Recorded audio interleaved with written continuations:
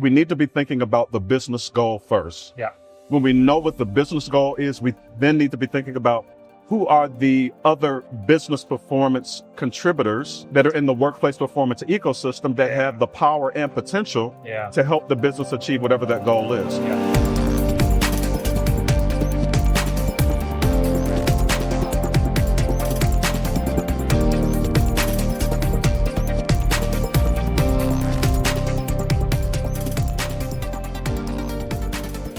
Hello and welcome back to the Leadership Launchpad. We are continuing our series from the Dead of Learn conference in Las Vegas, where I sat down with learning leaders of all kinds to ask them, what is one thing they wish more managers knew about training?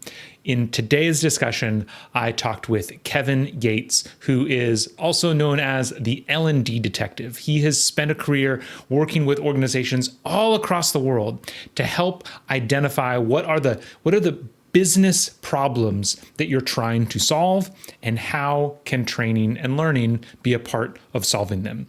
In today's discussion, he starts off with such a great phrase, is when it comes to training and what managers need to understand, it's that it takes a village. If you are talking about improving performance of your team, it takes a village. We go into talent development is one of those people, the manager is one of those people. Who else should be in that village? It should give you as a manager some ideas of how you should be thinking about, if I'm trying to improve performance, if I'm trying to make an impact on the business, I might talk to training, but who else should I be talking to?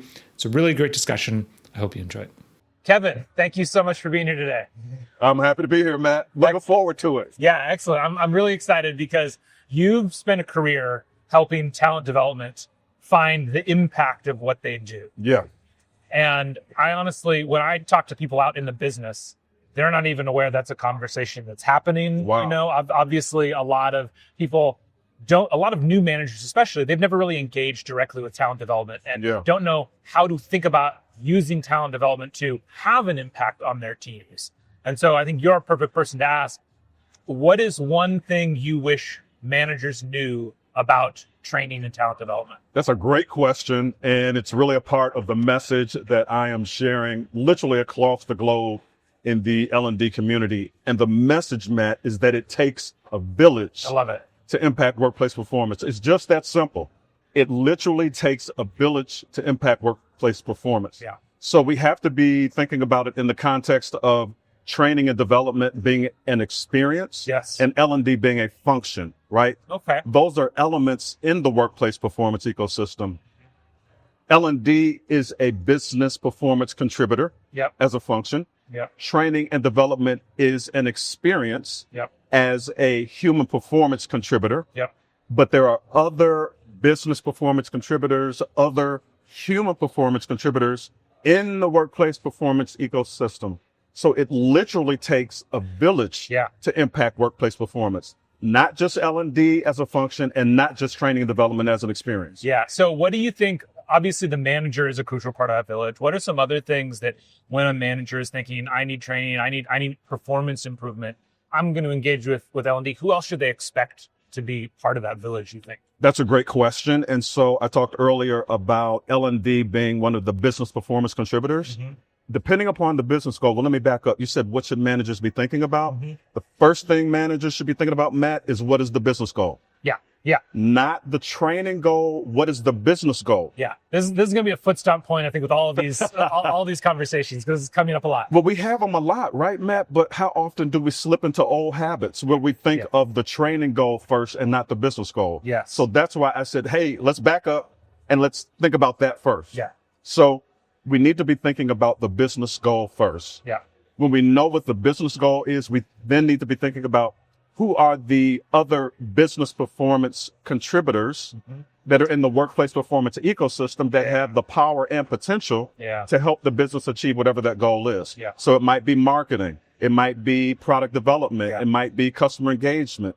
Whatever those people and teams are in the organization that are coming together to solve, or rather to achieve that business goal.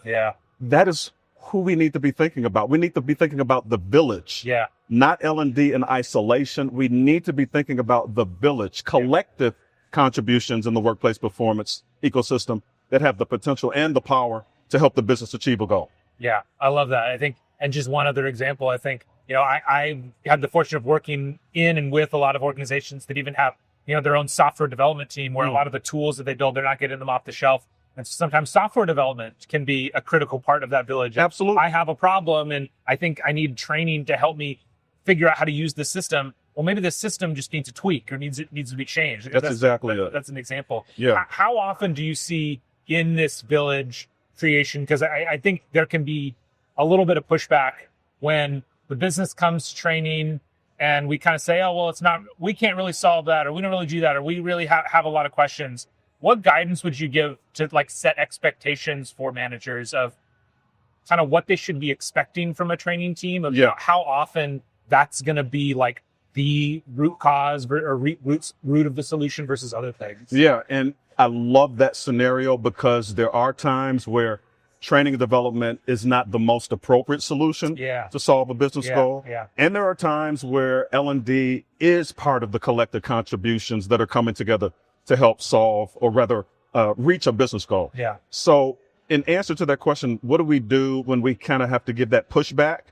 I would reframe that to say we aren't really giving pushback, because if we ask the right questions up front that are focused on human performance and business performance, Matt, then we are in essence serving as performance consultants. Yeah. So it's not pushing back, but it's rather helping that training requester with an informed decision to say, I hear what you're requesting.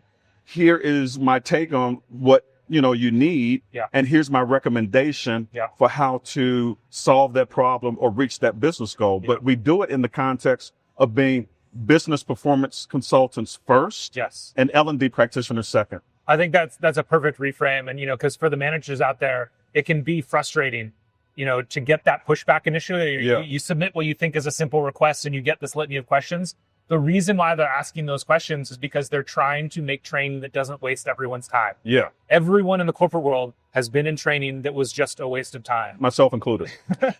And ultimately it is because there wasn't that back and forth. There wasn't that collaboration. There wasn't an attempt to really nail down what are the key things. Yeah. And so though it can feel frustrating sometimes, it's an essential part of the process. It saves everyone's time, and it makes time spent valuable and meaningful. So if we have the right conversation, and I'm going to do a shameless plug here, Matt, because I know exactly how to have that conversation, and there's guidance for that in the L&D Detective Kit for impact, or rather for investigating performance impact. So I am moving away from training needs analysis, which is how much, how many, how often. And I am moving toward performance needs analysis. That's what it is. And in the L&D Detective Kit, there is a tool for performance needs analysis. It's called the Workplace Performance Investigation Framework. And it is 12 questions that, when answered, help us make informed decisions about, is training the right solution or not? If it is, here are our recommendations. If it's not, here are our recommendations. So it solves two purposes. I'm already seeing a future episode where you're going to come on. We're just going to walk through all 12 of those questions, because even though your target audience is normally talent development, a manager being able to ask those questions for themselves is going to be hugely beneficial. Absolutely. And the target, my work is closely related to the global L&D community, but I work with managers, I work with senior leaders, executives, so it's relevant across the board because it's a performance consulting approach. Exactly right. Awesome. Well, fantastic, Kevin. Thank you so much. Good to see you, man. Good to see you. All right.